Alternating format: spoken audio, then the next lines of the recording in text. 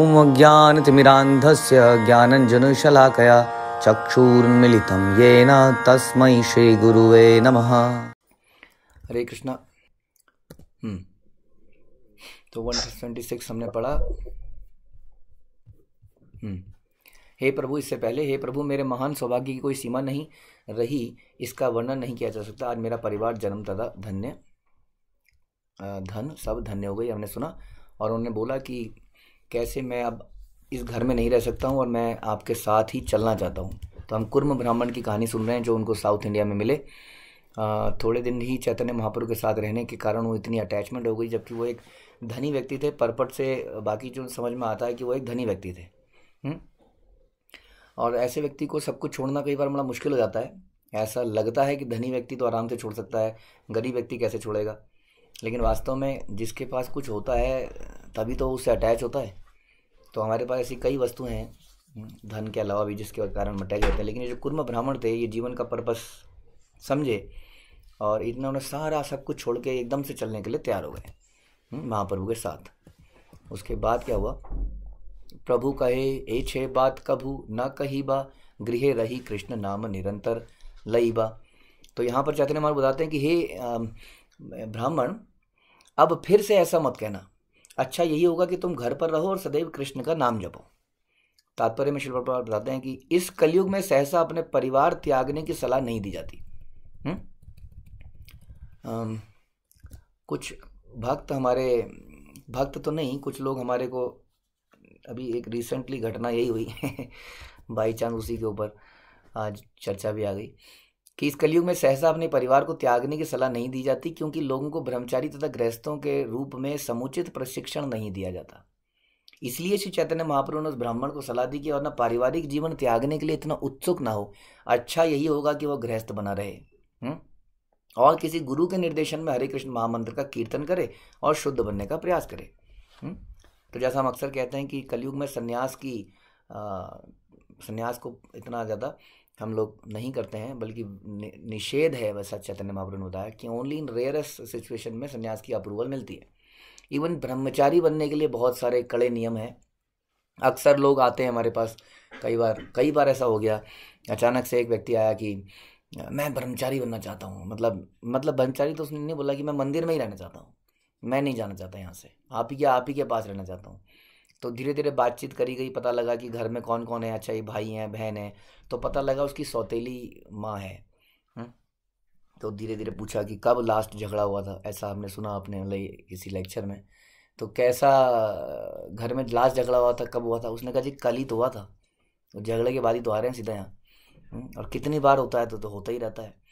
तो थोड़े दिन तक वो वहाँ रहा और जैसे ही वो मन मुटाव घर वालों से थी पूरा हुआ, तो ऐसे लोग क्या करते हैं, कहते हैं अच्छा जी प्रभु जी बहुत अच्छा रहा आपके साथ मिल के। कई बार लोग सोचते हैं कि हम लोग ज़बरदस्ती लोगों को ब्रह्मचारी बनाते हैं। पीछे एक ब्रह्मचारी बने थे, आपको याद होगा 1-1.5 साल पहले शायद, तो टीवी वगैरह में बड़ा हल्ला मचा दिया लोगों ने। ये लोग ऐसा करते हैं, ये लोग ऐसा करते हैं। और बड़े दुख तब होता है जब कोई हमारे इस्कॉन की, जो अपने आप को कहते हैं कि हम इस्कॉन के हैं लेकिन न जाने कैसे इस्कॉन के हैं, वही ऐसी बातें करते हैं संसार में जाके। तो त्याग किसको कहते हैं, ब्रह्मचारी कौन बन सकता है, इसकी क्या आवश्यकता है, इसके ऊपर खूब चर्चा की जा सकती है, हम लोग करेंगे कभी। लेकिन अगर आप संक्षेप में ये समझें कि पहली बात तो 4 तरह के वर्ण होते हैं। भगवान ने बोला चतुर्वर्णम मया सिस्टम, भगवान ने ऐसा बोला, गीता में ही बोला। तो ये 4 वर्ण कौन से हैं? 4 आश्रम कौन से हैं राधर?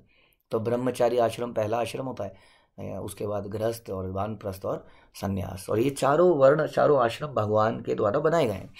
तो इसके अंतर्गत यदि कोई ब्रह्मचारी बनता है तो यानी कि वो तो भगवान के बनाए हुए आश्रम को ही एक्सेप्ट कर रहा है। तो हम ये कैसे कह सकते हैं कि गलत है? पहला तो यही हो गया कि जब ये चारों आश्रम बनाए ही भगवान द्वारा गए हैं तो गलत कैसे हो सकते हैं?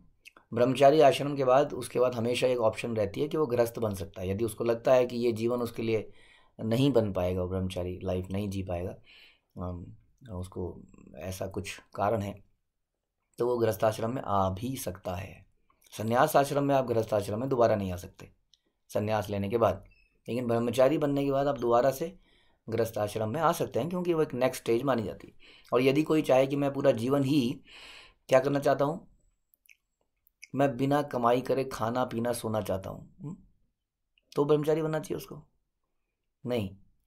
फिर अगर कोई ये व्यक्ति ये कहे कि मेरा जीवन जो है बड़ा, मेरे पास समय बहुत कम है, मुझे बहुत सेवाएं करनी है, हम्म, और अगर मैं इस आश्रम में जाऊंगा तो मेरी इन सेवाओं में हिंड्रेंस आएगी, और उसको गुरु का आशीर्वाद मिलता है, तभी वो ब्रह्मचारी बनता है। और ऐसा बहुत ही रेयर होता है, रेयर, बहुत कम। इस्कॉन में आज की डेट में न जाने, मुझे तो लग रहा है करोड़ों में पहुंच गए होंगे भक्त, लेकिन फिर भी हम ब्रह्मचारी देखते हैं तो 0.01% ही लोग बन पाते हैं, और बन के भी उसमें रह पाते हैं। ठीक है। तो इसलिए, क्योंकि एक जनरली इंसान छोड़ना इसलिए चाहता है क्योंकि उसको मुसीबत लगती है सारी संसार। हमारे जीवन में जो भी कष्ट आते हैं, चाहे उस व्यक्ति का सौतेली माँ का प्राप्त होना, घर में झगड़ा होना, हाँ, एग्ज़ाम में फेल हो जाना, गर्लफ्रेंड को छोड़ देना, पत्नी द्वारा धोखा दिया जाना, ऐसे कई कारण हैं जो आदमी सोचता है क्या बकवास है संसार, छोड़ो इसको। हाँ, ऐसे में हमें ये सोचना चाहिए कि ये मेरे कर्मों का ही फल है। सोचना क्या चाहिए? यही है, अपने कर्मों के फल से भागकर संन्यास लेना, ब्रह्मचारी बन जाना। इस्कॉन में ऐसे लोगों को बिल्कुल एक्सेप्ट नहीं किया जाता है। इसलिए आप देखेंगे कि कई जगह पर हम देखते हैं कि इस्कॉन में कोई व्यक्ति आता था और एकदम से ब्रह्मचारी सन्यासी बनना चाहता था, मना कर दिया, तो हमने देखा कि किसी और संप्रदाय में गया और वहाँ जाके सन्यास ले लिया। कई बार ऐसा भी होता है। क्योंकि यहाँ पर नियम कड़े हैं, यहाँ पर किसी संसार के दुख से भाग कर किसी को कभी भी कोई आश्रम नहीं रहता। उसी तरह से भक्तों के बीच में भी यदि आप आ रहे हैं तो ये सोच के मत आइए कि मैं यहाँ बड़ा परेशान हूँ, हाँ इससे अच्छे तो भक्ति हैं। नहीं, भक्तों के पास आने का एक ही पर्पस है, कैसे मैं भक्तों के साथ में रह के अपनी भक्ति को बढ़ा सकूं, एकमात्र उद्देश्य है। अगर आप किसी और पर्पस से भक्तों के बीच में आए हैं तो मैं बता रहा हूँ आप ज़्यादा दिन टिक नहीं पाएंगे। उसी तरह से यदि ब्रह्मचारी आश्रम किसी और पर्पस से आए हैं तो ज़्यादा दिन टिक नहीं पाएंगे। तो इसलिए ये बड़ा इंपॉर्टेंट है कि हम अपनी अपनी स्थिति में रहें और उसी में भक्ति करके पहले अपने आप को शुद्ध करें। ओहो, यहाँ भी प्रॉब्लम शुरू हो गई, मैंने सोचा नहीं था। Recording in progress. Okay, Hare Krishna, sorry. तो पहले अपने आप को हम शुद्ध करें उस आश्रम में, और उसके बाद में आश्रम में शुद्ध करने के बाद में फिर डिसाइड करें गुरु और अपने गुरु परंपरा से आशीर्वाद लेके, आज्ञा लेके कि मेरे लिए क्या सही है, क्या उचित है। और ऐसे में कई बार ऐसा होता है कि व्यक्ति कहता है कि मैं छोड़ना चाहता हूँ, और उसको बोला जाता है कि आप नहीं छोड़ सकते। जैसे कि ये कुर्म, यहाँ पे जो ब्राह्मण है, कुर्म ब्राह्मण, इसका एग्जाम्पल लाइव आप देख रहे हैं कि ये छोड़ना चाह रहा है, और महाप्रभु उसको छोड़ने से मना कर रहे हैं। उसी तरह से अर्जुन जो है छोड़ना चाह रहा है और महाप्रभु उसको मना कर रहे हैं। और ऐसे कई एग्जाम्पल मिलेंगे आपको, अभी अब शास्त्र जब पढ़ेंगे। हाँ, प्रियव्रत महाराज का भी एग्जाम्पल आता है कि प्रियव्रत महाराज जो है, उत्थानपाद, प्रियव्रत, ये सब भाई भाई थे। तो स्वयंभू मनु ने प्रियव्रत जो है ब्रह्मचारी बन गए थे, ठीक है, और उत्थानपाद जो है राजा थे। लेकिन उत्थानपाद के जाने के बाद जब कोई राज्य चलाने के लिए नहीं बचा, तो प्रियव्रत जो है, जो ब्रह्मचारी व्रत के आश्रम, ब्रह्मचारी व्रत में थे, नारद मुनि के शिष्य थे, उनको स्वयं उनके पिताजी ने बोला कि तुम्हें अब राज्य संभालना चाहिए। और फिर ब्रह्मा जी ने भी बोला कि यही सही तरीका है, अभी हमें तुम्हारे इस आश्रम से ज़्यादा इसकी ज़रूरत है कि संसार में एक ऐसा राजा बने जो कि लोगों को भक्त बना सके। और इसके लिए, राजा बनने के लिए तुम्हें गृहस्थ आश्रम में आना पड़ेगा। तो नारद मुनि ने परमिशन दी उनको, उनके गुरु ने। हाँ, स्वयं ब्रह्मा जी वहाँ पर आए, तो नारद मुनि की परमिशन से प्रियव्रत महाराज ब्रह्मचारी आश्रम को छोड़कर क्या बने? ब्रह्मचारी आश्रम को छोड़कर गृहस्थ आश्रम में आए और राजा बने। और कई समय तक उन्होंने राज्य चलाया। और भगवान ने, ऐसे में भगवान ही प्रॉमिस करते हैं कि मैं तुम्हारी रक्षा करूंगा, क्योंकि तुम ये आश्रम मेरी वजह से ले रहे हो। एक कर्दम मुनि का एग्जाम्पल आता है। कर्दम मुनि इतनी कठोर तपस्या करने के बाद भगवान से प्रार्थना करते हैं कि मुझे एक कन्या की आवश्यकता है जिससे मैं शादी कर सकूँ। अब ऐसे में कई लोग सोचते हैं कि कन्या की तो भौतिक इच्छा हो गई। नहीं, क्योंकि उसका उस आश्रम में आने का कारण था भगवान की इच्छा। भगवान, ब्रह्मा जी चाहते थे कि संसार में संतान उत्पत्ति हो, स्टार्टिंग का समय है, तो उन्होंने बिल्कुल उसी पर्पस के लिए विवाह किया। हाँ, उनके 9 कन्याएं हुई, एक बच्चा हुआ जो स्वयं भगवान का अवतार हुआ, और तुरंत उसके बाद वो चले गए काम करने के बाद। ऐसे बहुत एग्जाम्पल मिलेंगे। उल्टा भी मिलेगा। दक्ष प्रजापति ने 10,000 बच्चे पैदा किए, 10,000, और वो 10,000 बच्चे की तपस्या करने के लिए निकल गए। और नारद मुनि ने उन्हें उपदेश दिया, और नारद मुनि का उपदेश सुनते ही 10,000 के 10,000 बच्चे ब्रह्मचारी बन गए। यहाँ उल्टा हो गया। उसके बाद दक्ष प्रजापति ने 1,000 और बच्चे किए। और वो सारे के सारे भी अपने भाइयों के पद चिन्हों पर चलते हुए ब्रह्मचारी बन गए। दक्ष को इस पर बड़ा क्रोध आया और उन्होंने नारद को श्राप दे डाला। जैसा कि आजकल के संसार में लोग श्राप देते हैं, ये कथा आप कभी हम करेंगे भागवतम में। लेकिन इम्पॉर्टेंट चीज़ ये है कि जहाँ पर दोनों काम चलेंगे, देखिए ब्रह्मचारी बनाने वाले ब्रह्मचारी बनाने का काम करेंगे, गृहस्थ बना रहे होंगे, जहाँ जहाँ भगवान की इंटरवेंशन और गुरु की आशीर्वाद होगा वो उस अकॉर्डिंगली होता रहेगा। जैसे कि जहाँ पर भगवान को आवश्यकता थी कि ये व्यक्ति गृहस्थ बने, तो प्रियव्रत महाराज को भगवान ने गृहस्थ बनाने को के लिए व्यवस्था करी, कर्दम मुनि को भगवान ने गृहस्थ बनाने की व्यवस्था करी। और जहाँ पर ब्रह्मचारी हैं, जैसे कि उन्हीं ब्रह्मा के जब 4 पुत्र हुए, 4 कुमार, उनको बोला गया कि आप ब्रह्मचारी आप गृहस्थ बनिए, प्रोजैनी कीजिए, संसार में बच्चे पैदा कीजिए। उन्होंने कहा हम तो ब्रह्मचारी बनेंगे, और वो ब्रह्मचारी बन गए। तो इसलिए जब हम भगवान के रास्ते के लिए कुछ कदम उठाते हैं, हायर पर्पस के लिए, नॉट फॉर भागने के लिए नहीं संसार से, तो उसमें कोई बुराई नहीं है, उसमें कोई श्राप कोई पाप हमें नहीं लगता, क्योंकि हम भगवान बड़े हायर पर्पस के लिए उसको करते हैं। तो यानी कि दोनों ही चीज़ें गलत नहीं है, डिपेंड करेगा गुरु और भगवान की क्या इच्छा है, उसके अकॉर्डिंगली चलना पड़ेगा। ये नहीं कि यह आश्रम उच्च है, ये आश्रम उच्च है, समय की क्या ज़रूरत है, हमारी चेतना की क्या अवस्था है, ये गुरु और भगवान अच्छी तरह जानते हैं, और वो हमें गाइड करेंगे क्या करना चाहिए। जैसा कि हम सुनते हैं कि कई बार मैंने आपको बताया कि पंजाबी बाग में एक कपल थे जिन्होंने अपने पुत्र को बड़े धूमधाम से ब्रह्मचारी आश्रम में लेके गए। उस बच्चे ने IIT इंजीनियरिंग करी थी, आई थिंक इंजीनियरिंग करी थी बड़े अच्छे कॉलेज से, या IIT करी थी, याद नहीं है। तो बच्चा जब वापस आया अपने घर में, तो उसने बताया कि मेरी ये इच्छा है कि मैं ज्वाइन करूँ टेम्पल को।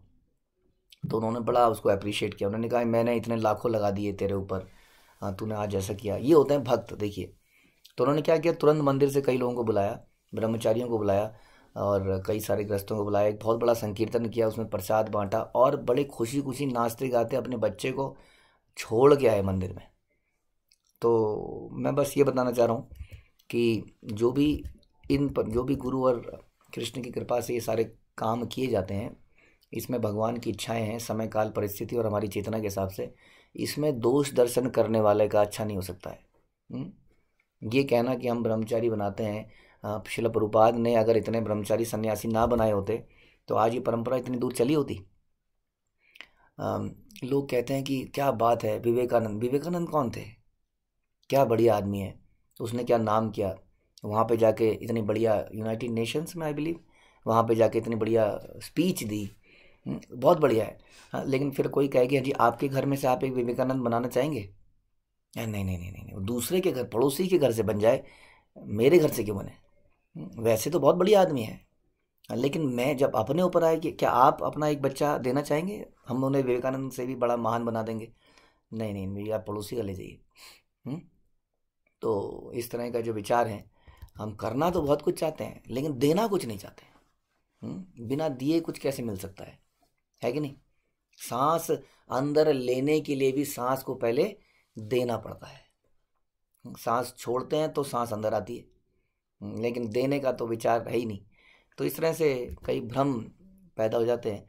तो यहाँ पर चैतन्य महाप्रभु उस ब्राह्मण को बोल रहे हैं कि कलयुग में सहसा परिवार त्याग देने की सलाह नहीं दी जाती। सहसा, हाँ, अचानक से विरक्ति जो होती है ना, जैसे कि बंदर को होती है, या जैसी किसी प्रेमी और प्रेमिका के बीच में होती है। प्रेमिका छोड़ देती है तो कहता है संसार बेकार है। थोड़े दिनों में कोई और उसको कन्या ऑफर करती है तो कहता है चलो ठीक है, कुछ तो हो गया काम। तुरंत संन्यास आश्रम से फिर गृहस्थ आश्रम में आया था वो। तो ये जो सहसा जो चीज़ें हैं, सहसा चीज़ें नहीं करनी चाहिए, हमें गुरु के आदेश से ही कुछ करनी चाहिए। क्योंकि हमारे अंदर इमोशनल थिंकिंग की वजह से कोई चीज़ अचानक से कोई अच्छी लगने, एक व्यक्ति बहुत अच्छा लगने लगता है, कितना अच्छा व्यक्ति है, और अगले दिन कहते हैं नहीं इतना अच्छा भी नहीं है, ये समस्या है, ये समस्या है। तो हमारे अंदर जो है ना, स्टेबिलिटी नहीं है हमारे थॉट प्रोसेस में। इसलिए गुरु और कृष्ण के आदेश से देखेंगे, उन्हीं के हिसाब से देखेंगे, उन्हीं हिसाब से करेंगे तो सही डिसीजन ले पाएंगे। ठीक है। तो यहाँ बताते हैं कि चैतन्य महाप्रभु ने उस ब्राह्मण को सलाह दी कि अपने पारिवारिक जीवन त्यागने के लिए इतना उत्सुक ना हो, बल्कि हम लोग पारिवारिक जीवन में जो हमें कष्ट मिलते हैं वो भी हमारे कर्मों का फल है, और उसको सहन करो चुपचाप तरीके से। अच्छा यही होगा कि ग्रस्त बना रहे और किसी गुरु के निर्देशन में हरे कृष्ण महामंत्र की का महामंत्र की नियमित कीर्तन करके शुद्ध बनने का प्रयास करें। यही श्री चैतन्य महाप्रभु की शिक्षा है। इमेच्योरली हम नहीं कर सकते। जैसे कई बार हम तितली और कैटरपिलर का एग्जांपल बताते हैं, वो कष्ट हमें झेलने ही है। वो हमारी इट्स क्या कहते हैं उसको, प्यूरिफिकेशन प्रोसेस। गृहस्थ आश्रम में या किसी भी आश्रम में जो कष्ट आ रहे हैं वो प्यूरिफिकेशन प्रोसेस है। उस कष्ट से भागना उचित नहीं है। जैसा कि अर्जुन को बताया गया, यदि हर कोई शिक्षा का पालन करे तो फिर संन्यास लेने की आवश्यकता नहीं है। प्रभुपाद कह रहे हैं आप। ये लाइन सुना दीजिए हर उन व्यक्तियों को जो कंफ्यूज हैं। यहाँ कह रहे हैं कि यदि हर कोई शिक्षा का पालन करे संन्यास लेने की आवश्यकता नहीं है। अगले श्लोक में चैतन्य महाप्रभु ने सबको सलाह दी कि वह निरपराध भाव से हरे कृष्ण महामंत्र का कीर्तन करके तथा जो भी व्यक्ति मिले उसे इसी नियम की शिक्षा देकर आदर्श गृहस्थ बने। आखिरी लाइन जरूर ध्यान से सुनिए, आदर्श गृहस्थ बने। ये नहीं बोला है यहाँ पर कि गृहस्थ बनिए, ठीक है जी जरूरत नहीं है आपको बनने की। अभी तो बोला प्रभुपाद ने गृहस्थ बनिए। गृहस्थ का मतलब क्या होता है, जो रेस्टोरेंट में कभी कभी तो खा ही सकता है, क्या दिक्कत है, महीने में 2-3 बार, एक बार। जो 3-4 बार हफ्ते में 2-3 बार मंगला आरती छोड़ भी देगा तो क्या है, क्योंकि गृहस्थ है इसलिए ग्रस्त है। जो कभी कभी रात को सोने में लेट हो ही सकता है, कभी कभी माला रात को हो ही सकती है क्योंकि वो गृहस्थ है। ऐसा कहीं नहीं पढ़ोगे आप। ये बोला है कि आदर्श गृहस्थ बने। हमने अभी एग्जाम्पल दिए करदम मुनि के। करदम मुनि की कथा आपने सुनी थी। तो करदम मुनि का आदर्श है, प्रियव्रत महाराज का आदर्श है, ध्रुव प्रहलाद का आदर्श है, बहुत सारे आदर्श हैं हमारे सामने। तो ऐसा बनने को बोला जा रहा है। यारे देख तारे कहे कृष्ण उपदेश, आमार आज्ञा गुरु हया तारयी देश। हरे को उपदेश दो कि वह भगवत गीता तथा श्रीमद् भागवत में दिए गए भगवान कृष्ण के आदेशों का पालन करें। इस तरह गुरु बनो और इस देश के हर व्यक्ति का उद्धार करने का प्रयास करो। यानी कि हर किसी को यहाँ पे गुरु बनने को बोला जा रहा है। कई बार लोग इसको भी बड़ा गलत तरीके से ले लेते हैं और उन्हें लगता है कि अब मैं गुरु बन सकता हूँ क्योंकि चैतन्य महाप्रभु ने स्वयं कहा है। हमने आपको बताया था प्रवचन में किस प्रकार जब हमें डायरेक्ट हिमालय दिखता है और हम दिखते हैं तो हम कहीं भ्रमित हैं, इसका मतलब। उसी प्रकार से जब हमें कृष्ण दिखते हैं डायरेक्ट और हमें दिख रहा है, ये देखिए जी कृष्ण का आदेश है, मुझे आदेश है। प्रभु जी आपको क्या लग रहा है, मुझे आदेश है यहाँ पे बताया जा रहा है। तो मैं निकला गड्डी लेकर। लेकिन वास्तव में उसको गुरु के आशीर्वाद के बिना एक कदम भी नहीं बढ़ा सकता है। जैसे कि हम चैतन्य चरितामृत में ही सुनते हैं कि नित्यानंद प्रभु ने तब तक प्रचार नहीं किया जब तक चैतन्य महाप्रभु ने आज्ञा नहीं दी। स्वयं भगवान नित्यानंद प्रभु तब तक प्रचार शुरू नहीं किया उन्होंने। जब वो चैतन्य महाप्रभु से मिले, संकीर्तन शुरू हुआ, उसके बाद में उन्होंने किया। तो इसलिए यहाँ पर जब बोला जा रहा है इसके पहले हमें गुरु की आज्ञा लेनी पड़ेगी कि प्रचार किस प्रकार से किया जाए। जरूरी नहीं है कि आप आए और प्रवचन देने लग जाएं। यूट्यूब में लेक्चर डालने की बड़ी होड़ लग गई है आजकल। हमें बेसिकली लेक्चर नहीं देना, हमें फेमस बनना है, दैट इज़ द पर्पस।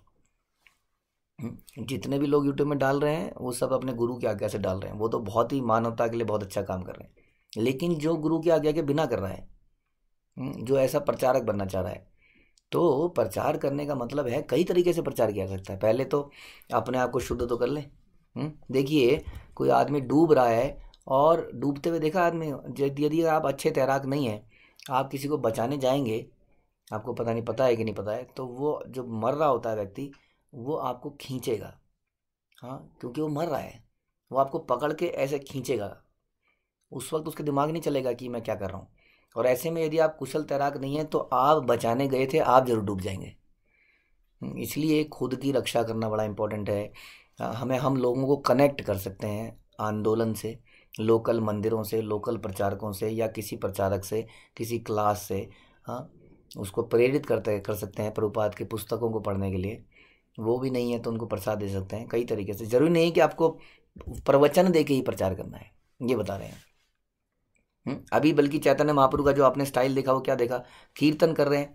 शुरुआत में तो लोगों को कीर्तन ही अच्छा लगता है, कीर्तन करके उनको प्रेरित कर रहे हैं और फिर धीरे धीरे उनको बताया जाए। तो इसलिए हर एक को उपदेश दो कि भगवत गीता और श्रीमद् भागवत में दिए गए भगवान कृष्ण के आदेशों का पालन करें। तो क्या बताया गया कि शास्त्रों को अपनाए, इसका मतलब जीवन को शास्त्रों के अनुसार जिए। इस तरह आप भी गुरु बनिए और इस देश के हर व्यक्ति का उद्धार करने का प्रयास कीजिए, जिसको हम कई बार कहते हैं पद प्रदर्शक गुरु। पद प्रदर्शक गुरु तो आप बन ही सकते हैं। मतलब क्या होता है इसका, किसी को रास्ता तो दिखा सकते हैं कि भाई वहाँ पर एक संत रहता है, उस गली की तरफ जाइए, वहाँ पे जाइए, आप उन संत से मिलिए। हाँ, शिव जी भी रास्ता दिखाते हैं। शिव जी का एक भक्त था जो कि भौतिक धन सामर्थ्य चाहता था। शिव जी के पास लोग इसलिए जाते हैं, हाँ, तो वो उनको रास्ता दिखाते हैं। किसका रास्ता दिखाते हैं? सनातन गोस्वामी का। कहते हैं वहाँ पर व्रज में एक सनातन गोस्वामी रहते हैं, उनके पास जाओ, सबसे कीमती वस्तु चाहिए तो, और उसको सबसे कीमती वस्तु हरिनाम मिलता है। तो इस प्रकार से रास्ता दिखाना, पद प्रदर्शक गुरु बनना, तो ये तो हर कोई कर सकता है। वो दिखा सकता है कि हाँ जी, इस रास्ते पे मैं चला, बहुत लाभ हुआ, या मैं तो अभी चल ही रहा हूँ, मैंने उन व्यक्तियों को देखा वो चले, उनका बहुत लाभ हुआ, आप उस रास्ते पे जाइए। ऐसा करने को यहाँ बोला जा रहा है। ठीक है। और ध्यान रखिए, हमारी संस्था का जो मुख्य आधार है वो प्रचार ही है। क्यों है? क्योंकि प्रचार भगवान को बड़ा प्रिय है। हम इसके लिए क्या करना पड़ेगा? इसके लिए कष्ट लेना पड़ेगा। फिर से बता रहे हैं, लेक्चर डिलीवर कर देना, यूट्यूब में अपलोड कर देना, ये प्रचार इनफ नहीं है। प्रचार लेने के लिए हमें बहुत सहन करना पड़ता है, सहनशील बनना पड़ता है। जैसा कि नित्यानंद प्रभु ने सहन किया, जगाई मदाई की गालियाँ मार, उसको भी सहन किया। तो इस प्रकार से हमें सहनशील बनना पड़ता है। जब तक हम इतने सहनशील नहीं हुए तब तक हमें बिल्कुल सतर्क रहना चाहिए, क्योंकि नहीं तो क्या होगा, हम प्रचार करने जाएंगे और हम कुप्रचार कर देंगे, किसी व्यक्ति को दूर जरूर कर देंगे, उसको ला तो पाएंगे नहीं। ठीक है। तो अंतर्राष्ट्रीय कृष्ण भावना संघ का यही उद्देश्य है, श्रील प्रभुपाद बता रहे हैं। बहुत से लोग आकर पूछते हैं कि क्या इस संघ में सम्मिलित होने के लिए परिवार का त्याग करना आवश्यक है? क्या आवश्यक है? क्या बताया अभी हमने आपको? किंतु यह हमारा उद्देश्य नहीं है। प्रभुपाद कह रहे हैं मनुष्य अपने घर पर सुखपूर्वक रह सकता है। हम तो हर एक से इतना ही अनुरोध करते हैं कि हरे कृष्ण महामंत्र का कीर्तन करे, हरे कृष्ण कृष्ण कृष्ण हरे हरे, हरे राम राम राम हरे हरे का जप करे। यदि वह कुछ पढ़ना जानता है तो भगवत गीता यथारूप और श्रीमद् भागवत पढ़ सकता है, तो और भी अच्छा है। अब इन ग्रंथों के अंग्रेजी अनुवाद भी उपलब्ध हैं और ये अत्यंत अधिकृत रूप से किए गए हैं, इसलिए वे सभी वर्गों के लिए अच्छे लगते हैं। भौतिक कार्यकलापों में ही निमग्न रहने के बजाय सारे विश्व के लोगों को इस आंदोलन का लाभ उठाना चाहिए और घर में रहते हुए अपने परिवार सहित हरे कृष्ण महामंत्र का कीर्तन करना चाहिए। सुना आपने? मनुष्य को अवैध संबंध, मांसाहार, जुआ, नशे जैसे पाप कर्मों से बचना चाहिए। जो 4 धर्म के हमारे जो नियम हैं, हाँ, ये 4 नियम, इन चारों में से अवैध संबंध अत्यंत पापमय है। हर व्यक्ति को विवाह करना चाहिए, विशेष रूप से हर स्त्री को अवश्य विवाह करना चाहिए। यदि स्त्रियों की संख्या पुरुषों से अधिक है तो कुछ पुरुष एक से अधिक पत्नियां रख सकते हैं। आजकल तो स्त्रियों की संख्या पुरुषों से कम है, ज़्यादा तो बिल्कुल नहीं है। इसलिए कहीं आप ये ना सोचें कि हाँ जी दूसरी शादी कर लें तो कितना बढ़िया है। वो तो आपको करने के बाद पता चलेगा कि बढ़िया है या क्या है। लेकिन यहाँ पर ये बताया जा रहा है कि यदि स्त्रियों की संख्या ज़्यादा है, ये प्रभुपाद ये बता रहे हैं कि पुराने समय में कैसे मल्टीपल शादियाँ भी होती थी और सबका पर्पस अल्टीमेटली क्लियर था। अब तो पर्पस है इंद्रिय तृप्ति।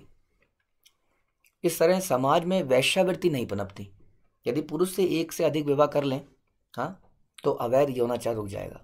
वह कृष्ण को अर्पित करने के लिए नाना प्रकार के व्यंजन, अन्न, फल, फूल, दूध भी तैयार कर सकता है। हाँ, भला मनुष्य को क्यों व्यर्थ ही मांसाहार की लत डाले, कसाई घर चलाए, धूम्रपान करने और चाय काफी पीने से क्या लाभ। लोग पहले से ही भौतिक भोग में मदोन्मत्त हैं। हाँ, जैसा हम अक्सर बताते हैं लोगों को कि कहते हैं कि प्रभु जी ये कोई आदत थोड़ी है, कोई लत थोड़ी है। मुझे लत नहीं है, लेकिन छोड़ने को बोलते हैं तो छोड़ नहीं पाते। ये बड़ा ज़रूरी है, ये सारे नियमों का पालन करना। अदरवाइज हमारे अंदर सरेंडर कहाँ है? वो तो भगवान कह रहे हैं सारे धर्मों का परित्याग कर दो, सारे क्या सर्वोपाधि विमुक्तम, सारी उपाधियों का त्याग कर दो, माता की, पिता की, पुत्र की, हाँ, मैनेजर की, सारी उपाधियों को। और यहाँ हम कह रहे हैं हम चाय नहीं छोड़ सकते हैं, बड़े दुख की बात है। हाँ, तो इसलिए इसका प्रयास जरूर करना चाहिए। तो यहाँ पे बता रहे हैं कि को लोग पहले ही भोग में लगे हैं और यदि वो नशा करेंगे तो आत्म साक्षात्कार के लिए अवसर कहाँ। इस तरह मनुष्य को जुआ नहीं खेलना चाहिए और व्यर्थ ही मन को विक्षिप्त नहीं बनाना चाहिए। क्या होता है, मन हमेशा विचलित रहता है ऐसे कारण। जुआ से क्या मतलब है, जुआ से ऐसा कोई भी काम, बिजनेस, जहाँ पे एक अकस्मात लोगों ने सोच लिया है कि जुआ का मतलब होता है लॉटरी और ये हॉर्स ट्रेडिंग, मैच फिक्सिंग। नहीं, कई बार मैंने देखा लोगों को बड़े एक्साइटेड रहते हैं, प्रभु जी यहाँ प्लॉट खरीद लें, यहाँ रेट बढ़ने वाले हैं, यहाँ प्लॉट खरीदेंगे, यहाँ बेचेंगे, यहाँ खरीदेंगे, यहाँ बेचेंगे। इन सब चीज़ों में कितना दिमाग लगता है, कितना दिमाग हमेशा उसी में विचलित रहता है। भक्त को चाहिए कि अगर इन्वेस्टमेंट भी करनी है तो ऐसी करी जाए जहाँ पे करके निश्चिंत वो बैठ जाए। ये नहीं कि डेली उसको देखना पड़ रहा है, डेली इतनी टेंशन लेनी पड़ रही है। This is not the purpose of life. हो सकता है कहीं पर आपको रिटर्न थोड़ा सा कम मिल जाए, लेकिन अगर उसमें मेंटल एंग्जाइटी कम है, आपको सोचना कम पड़ रहा है, तो वो ज़्यादा बेहतर है, क्योंकि सोचना केवल कृष्ण के लिए है। ठीक है, तो मानव जीवन का वास्तविक उद्देश्य आध्यात्मिक पद प्राप्त करके भगवान के पास जाना है, ना कि धन कमाना है। आध्यात्मिक साक्षात्कार का यही सार है। कृष्ण भावनामृत आंदोलन मानव समाज को श्री चैतन्य महाप्रभु द्वारा कुर्म ब्राह्मण को दिए गए उपदेश में बताई गई विधि से जीवन की पूर्णता तक उठाने का प्रयास कर रहा है। एक तरह से हर गृहस्थ को ये उपदेश है चैतन्य महाप्रभु का कि वो क्या करे। एक तो फालतू वैराग्य पैदा ना करे। बच्चे पैदा कर दिए तब तो मज़ा आ रहा था, शादी भी कर ली तब मज़ा आ रहा था, अब जब जिम्मेदारी पड़ी, सर पे मुसीबत आई, कहीं से कुछ समस्या आई, ये समस्या आई, वो समस्या आई, तो भाग रहा है। उसके बाद में बोला पहले तो घर में रहो, लेकिन घर में रह के करना क्या है, घर में रह के गृह मेधी नहीं बन जाना है, एंजॉयमेंट के लिए नहीं। अब पत्नी मिली है, यूट्यूब चैनल है, किचन है, गैस है, तेल है, सब कुछ है, रोज़ कोई व्यंजन बनाए जाए। घर का मतलब भक्ति विनोद ठाकुर तो बोलते हैं गृह गोलोक है, गोलोक है रे भाई, कि मैं जब घर में आता हूँ तो मुझे गोलोक लगता है। हाँ, इसलिए कि कोई वहाँ पर कुछ, कोई व्यंजन बना रहा है, कोई वहाँ पर कुछ म्यूजिक सुन रहा है, कोई वहाँ पर कुछ कर रहा है। मुख्य पर्पस घर का क्या होना चाहिए, कृष्ण की प्रसन्नता, गुरु की प्रसन्नता। तो ऐसे ही को गृहस्थ कहते हैं। कृष्ण भावनामृत आंदोलन मानव समाज को चैतन्य महाप्रभु द्वारा दिए गए ये उपदेश है, उसको बताना चाहता है। अर्थात मनुष्य को घर में रहकर हरे कृष्ण मंत्र का कीर्तन करना चाहिए और भगवत गीता श्री भागवत में दिए हुए कृष्ण के उपदेशों का प्रचार करना चाहिए। कई बार लोग एक ही लाइन पढ़ लेते हैं। प्रभुपाद ने बोला है घर में रह के कीर्तन करना चाहिए और भगवत गीता और भागवत करना चाहिए। मेरे बच्चे हैं प्रभु जी, मैं और मेरा बच्चा, मेरा भी घर गोलोक हो गया है भक्ति विनोद ठाकुर की तरह। अब मैं भी घर में ही मग्न रहता हूँ। अरे भक्ति विनोद ठाकुर का जीवन तो देखिए पहले आप, उनका जीवन कैसा था। दूसरी लाइन में प्रभुपाद कह रहे हैं कि कृष्ण के उपदेशों का प्रचार करना चाहिए। बड़ा इंपॉर्टेंट है। जब आप एक अच्छे स्टेबल गृहस्थ बन के संसार में प्रचार करेंगे तो लोगों को समझ में आएगा कि अरे गृहस्थ बन के भी भक्त बना जा सकता है, ऐसे अपनी लाइफ को डेडिकेट करा जा सकता है। अच्छा, गृहस्थ भी 3:30-4 बजे उठ सकता है। कई लोग हमारे पास आके बोलते हैं तुम्हारे यहाँ तो बड़ी शक्ति है, ऐसा तो ब्रह्मचारी आश्रम में होता है। हाँ, ऐसा थोड़ी होता है। कितने लोगों ने हमें बोला ऐसे थोड़ी, कोई कैसे कह सकता है गृहस्थ 9 बजे सो जाए, नॉट पॉसिबल। तो जब आप अपने आचरण से उन्हें दिखाएंगे, अपने एग्जाम्पल्स, आइए जी देखिए, आपको अगर कोई हैरानी है तो। हाँ हाँ, आपने बच्चों को सड़कों पे डाल रखा होगा, हाँ तो आइए बच्चों को भी देख लीजिए। हाँ, किसके कैसे बच्चे हैं। आपके बच्चे की जेब में कितनी लड़कियों के नाम के पर्चे लगे हुए हैं और हमारे बच्चे के जेब में श्लोका याद करने के पर्चे लगे हुए हैं। आइए देखिए, आपको पता चलेगा। लेकिन अभी समझ में नहीं आएगा आपको, अभी आदमी अंधा है और अंधों से डायरेक्शन लेता है। प्रभुपाद कहते थे कि एक अंधा जो है एक अंधे को डायरेक्ट कर रहा है। कितने दुख की बात है। दोनों कहाँ गिरेंगे, खड्डे में। अंधे से पूछ रहे हैं भाई भाई जरा रास्ता बताना, हाँ वो कह रहा है सीधा जाके राइट जाके लेफ्ट जाना, उसको पता नहीं है वो कहाँ खड़ा है।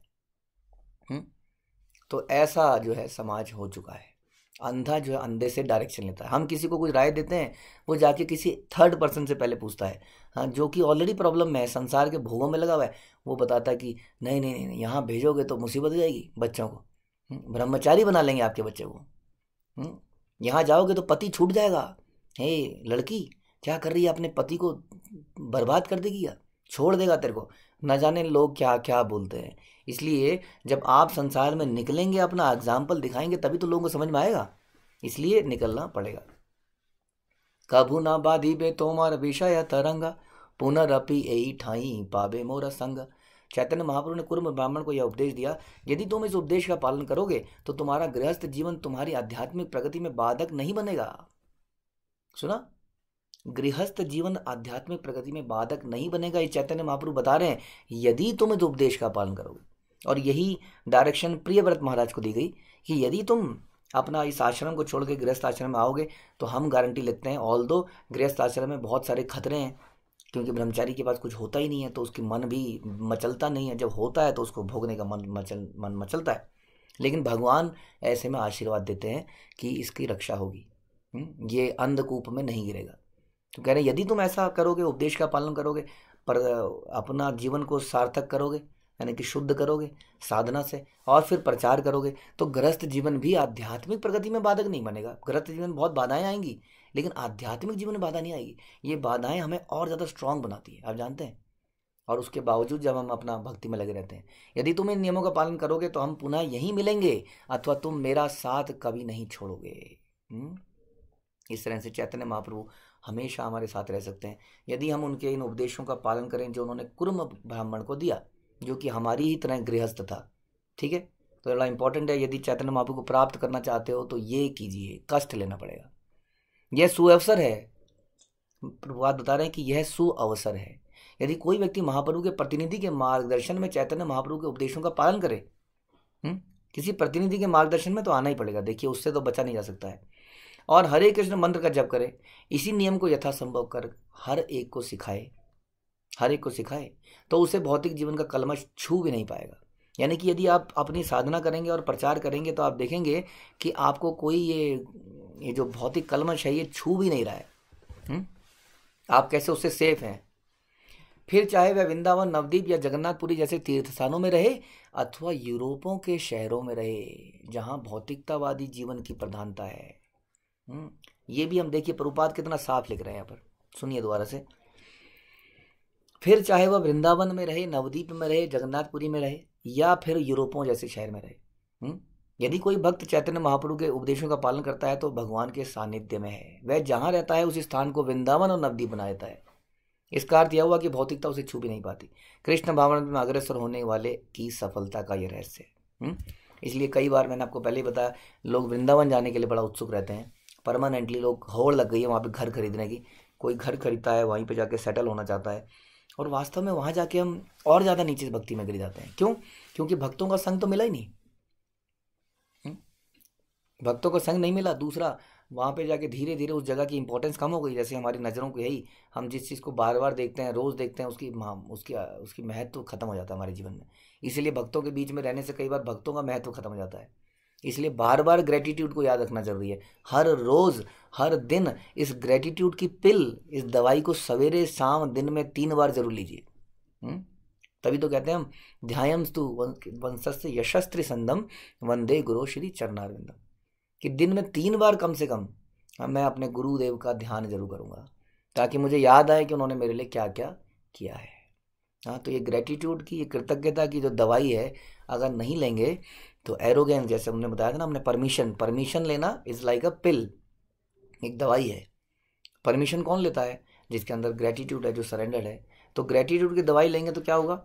ये एरोगेंस की, ईगो की ये बीमारी से दूर बचे रहेंगे। तो ये बड़ा आवश्यक है। इस प्रकार से यदि हम जिएंगे तो सफलता ही सफलता है। गृहस्थ आश्रम में बता रहे हैं, ये उसकी सफलता का रहस्य है। यही मत यारे घरे करे प्रभु भिक्षा, से ही ये छे कहे तारे कराए शिक्षा। श्री चैतन्य महाप्रभु जिस किसी के घर में प्रसाद ग्रहण करके भिक्षा लेते वे उस घर के रहने वालों को अपना संकीर्तन आंदोलन में सम्मिलित कर लेते और उन्हें वैसी ही शिक्षा देते जैसे कुर्म ब्राह्मण को दी थी। तो चैतन्य महाप्रभु सबको ये शिक्षा देते थे जैसे कुर्म ब्राह्मण को दी। तो इसी तरह से हमें भी क्या करना है? हमें भी इस मैसेज को रिपीट करना है हर किसी के आगे, हर गृहस्थ के आगे। देखिए सर, कोई टेंशन की बात नहीं है। हमारे बच्चों को देखिए, आप कह रहे हैं कि अंडा नहीं खाएगा तो मर जाएगा। हमारा बच्चा एक झापट भी रख दे तो आपका बच्चा मर जाएगा। उसकी ताकत को देखिए, उनके शरीर को देखिए, कहाँ से शारीरिक रूप से देखिए, अच्छा मानसिक रूप से देखिए, तो कोई दिक्कत नहीं है भक्ति में। पत्नी छोड़ जाएगी या पति छोड़ जाएगा, देखिए जी, हमारी पहले रोज लड़ाई होती थी, अभी भी रोज लड़ाई होती है, लेकिन अब जो है हम ये नहीं कहते तेरा बाल नोच दूंगी, निकल जा, जिस घर से आई है तेरे को घर वालों ने यही सिखाया है, ये वो। हाँ, ऐसी बदतमीजी नहीं होती है। झगड़ा अभी भी होता है, मतभेद अभी भी होता है, लेकिन फिर जाके, हाँ, जैसे मैं पहले बता रहा था, मंगला आरती चल रही है, कोई आरती चल रही है, अब वो आरती कर रहा है, पीछे से वो गा रही है, तो अपने आप ही बाई फोर्स कॉपरेशन, क्लास में बैठे हैं बाई फोर्स कॉपरेशन, यात्रा में जा रहे हैं, गुरु के संरक्षण में हैं, तो अपने आप ही सब कुछ ठीक हो रहा है। इस प्रकार से आपको प्रचार करना चाहिए। प्रभुपाद बताते हैं कि यहाँ पर चैतन्य महाप्रभु के संप्रदाय का बहुत ही सुंदर वर्णन है। जो व्यक्ति उनकी शरण ग्रहण करता है और मन और हृदय से उनका पालन करता है, उसे अपना स्थान बदलने की आवश्यकता नहीं है, बार बार बता रहे हैं, ना ही उसे अपना पद बदलने की आवश्यकता है। वह गृहस्थ, डॉक्टर, इंजीनियर कुछ भी बना रह सकता है। इसका मतलब ये जो रैट रेस लगी है कि मेरा बच्चा बनेगा डॉक्टर, और क्या छुटकी बनेगी इंजीनियर समथिंग, तो आपको समझ नहीं आया होगा, बहुत पुराना एक सीरियल है। हाँ, तो ये जो होड़ लग गई है कि ये मेरा बच्चा या तो डॉक्टर बनेगा, ये इंजीनियर बनेगा, ये सीए बनेगा, ये 4-5 चीज़ें हैं। कोई लोग कहते हैं, किसी ने हमसे कल पूछा, बताइए आपके गुरुकुलों में से किस आदमी ने बहुत ऊंचा पद प्राप्त किया है। हमने कहा उस पद को तो हम लात मार के आए हैं, आप कह रहे पद प्राप्त किया है। उस पद के ऊपर तो चढ़ के उसको फेंक के हम आए हैं। हमें भक्ति पद चाहिए। हाँ, मुक्ति पद है, आपने सुना था ना कि जो अपने जीवन के कष्टों को झेलता है और बड़े प्रेम से भगवान की भक्ति करता है, भगवान की कृपा की इंतजार करता है, उसको मुक्ति पद प्राप्त होता है। हमें तो मुक्ति पद चाहिए। वो पद क्या है? वो पद है दासत्व का पद। हमें बस एक पद चाहिए कि हम भगवान के दास बन जाएं, और कोई पद नहीं। उन पदों को थू है, उसको तो हम छोड़ के आए हैं, वो बड़े निकृष्ट हैं, हम उसका स्वाद देख चुके हैं। इसलिए डॉक्टर, इंजीनियर कुछ भी नहीं बन सकता। लेकिन यदि कोई बच्चा पढ़ाई में आगे निकलता है तो क्या हम उसको रोकते हैं? बिल्कुल नहीं रोकते। लेकिन हम ये कहते हैं कि जब तुम्हारे अंदर नहीं है इतना, तो ज़रूरी है क्या 20 घंटे पढ़ाई करके, हाँ, अपने जीवन के 10 साल लगा के कुछ बन जाना, और 10 प्राइम इंपॉर्टेंट जीवन के समय अपना बिता दिया। कई लोग लेकिन बड़े प्रखर बुद्धि के होते हैं, हम देखते हैं ना। और हमारे कई भक्त हैं जो डीएम बन जाते हैं, कई भक्त हैं तो बड़े आईआईटी बन जाते हैं, लेकिन वो उसके लिए उन्हें अपनी भक्ति छोड़ने की आवश्यकता नहीं पड़ती, भक्ति के साथ साथ कर लेते हैं। तो यदि आपकी बुद्धि इतनी प्रखर है तो बन जाइए, और उसके बाद भी प्रचार कीजिए, उसके बाद भी भोग मत कीजिए उन चीज़ों को इस्तेमाल करके। हाँ, तो ऐसा नहीं है कि हमें ऊंचे पद से दिक्कत है, बहुत सारे हम एक बताएं आपको, हजारों हैं हम आपको बताएं। उन्होंने पूछा एक पद बताइए, हाँ, तो हम हमसे मिलिए, हमको आपको पूरी लिस्ट देते हैं कि कौन भक्त गुरुकुल से निकल के कहाँ कहाँ पर पहुँचा है। लेकिन वेयर इज़ द नीड? हमें डिबेट करने की क्या आवश्यकता है? उसे केवल चैतन्य महाप्रभु के उपदेश का पालन करना है, हरे कृष्ण मंत्र का कीर्तन करना है, और संबंधी और मित्रों को भगवत तथा भगवत गीता और भागवत की शिक्षाओं का उपदेश देना है। क्या उसको ये डिग्री बचा पाएगी अंत समय में? क्या कोरोना ने माफ़ कर दिया बड़े बड़े अफसरों को? किसी को माफ़ किया? तो क्या अगर वो अपने शरीर की ही रक्षा नहीं कर पाया तो क्या फ़ायदा हुआ ऐसी डिग्री का? हमने तो डिग्री शरीर के लिए लिखी थी, एक बढ़िया घर होगा, प्रोटेक्टेड रहेंगे, एयर एसी होगा, सब कुछ होगा। लेकिन आज सारा समाज देखिए उस डिग्रियों के आधार पर क्या अपने आप को बचा रहा है? लेकिन एक भक्त जरूर बचा पा रहा है, क्योंकि भक्त जो है जन्म मृत्यु जरा व्याधि से ऊपर चला जाएगा। तो इस तरह उसका जीवन आध्यात्मिक दृष्टि में सफल हो जाएगा। उसे मैं महान भक्त हूँ ऐसा सोचकर बनावटी ढंग से उच्च भक्त बनने की कोशिश भी नहीं करनी है, कि गले की जो है क्या होती है, कंठी माला को मोटे मोटे दानों की पहन लूंगा, जितने की वो दीक्षा की माला के दाने, तो बड़ा भक्त कहलाऊंगा, या गले में टांग लूंगा ऐसे माला को, या कुछ ऐसा कर लूंगा तो बड़ा भक्त कहलाऊंगा। उसको ऐसा दिखावा करने की आवश्यकता नहीं है। अच्छा तो होगा कि वो शिष्य, यदि होगा कि वो शिष्य ना बनाए, हाँ, ना बनाए जाएं।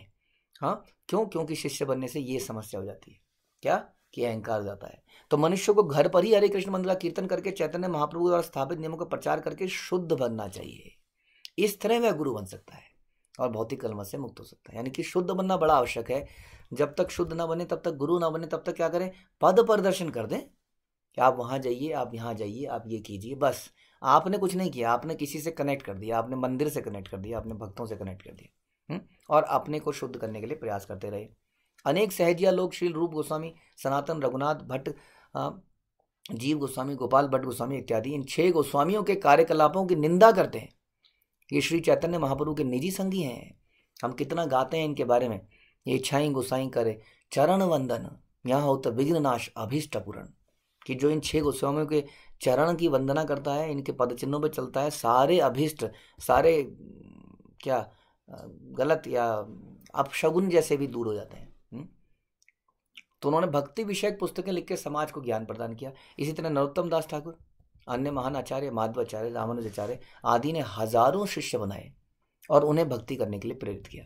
किंतु सहजियों का एक वर्ग है जो सोचता है कि सारे कार्य भक्ति के सिद्धांतों के विरुद्ध हैं। ये सारे कार्य क्या नहीं की क्या कार्य, ये जो प्रचार कार्य है ये भक्ति के सिद्धांतों के विरुद्ध है। वे इन कार्यों को भौतिकता का अन्य रूप मानते हैं।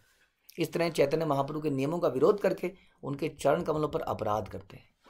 उन्हें महाप्रभु के उपदेशों का पर विचार करना चाहिए और विनम्र तथा विनीत समझे जाने के स्थान पर श्री चैतन्य महाप्रभु के उन अनुयायियों की आलोचना करने से बचना चाहिए जो प्रचार कार्य में लगे हैं कि मैं तो बड़ा विनीत हूँ, मैं तो बड़ा गिरा हुआ हूँ, हाँ ये हैं, ये देखिए ये प्रचार कर रहे हैं, बड़े प्रचारक बन गए हैं, बड़े प्रचारक बन गए हैं, मैं तो I am good for nothing, I am, हाँ कहते ना, मैं कुछ भी करने के योग्य नहीं हूँ। लेकिन इसको देखिए कितना घमंडी है।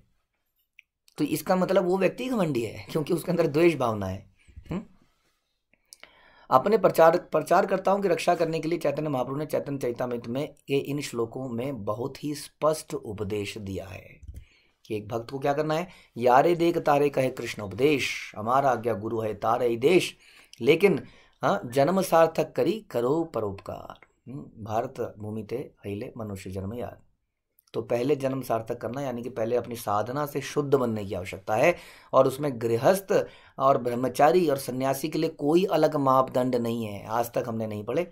इसलिए कोशिश कीजिए कि अपने इस सारी सिद्धता को, तपस्या को धीरे धीरे बढ़ाया जाए और एक आदर्श गृहस्थ हम समाज में दिखाएं और फिर लोगों को दिखाएं, देखिए जी ये होते हैं आदर्श पति पत्नी, ये होते हैं आदर्श बच्चे, ये समाज है, और लोग उससे प्रभावित होकर भक्त बनेंगे। श्री चैतन्य चरितामृत की जय, श्रील प्रभुपाद की जय।